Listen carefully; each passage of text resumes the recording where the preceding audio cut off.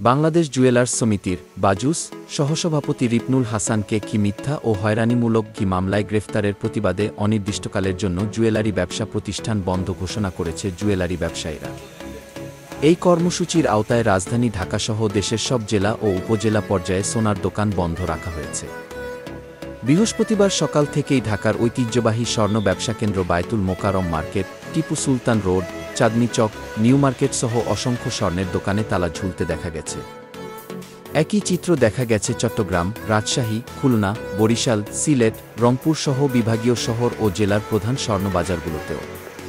হঠাৎ এই অঘোষিত ধর্মঘটে ব্যবসায়ী ও ক্রেতা উভয়ই বিপাকে পড়েছেন। বাজুস সূত্রে জানা গেছে, সংগঠনের শীর্ষ নেতাদের জরুরি বৈঠকের সিদ্ধান্ত অনুযায়ী রিপনুল হাসানের নিঃশর্ত মুক্তি না দেওয়া পর্যন্ত জুয়েলারি ব্যবসা প্রতিষ্ঠান বন্ধ থাকবে। ব্যবসায়ীরা অভিযোগ করেছেন, পরিকল্পিতভাবে হয়রানি করার উদ্দেশ্যে এ মামলায় তাকে গ্রেফতার করা হয়েছে, যা দেশের স্বর্ণ ব্যবসার প্রতি একটি হুমকিস্বরূপ বার্তা বহন করে।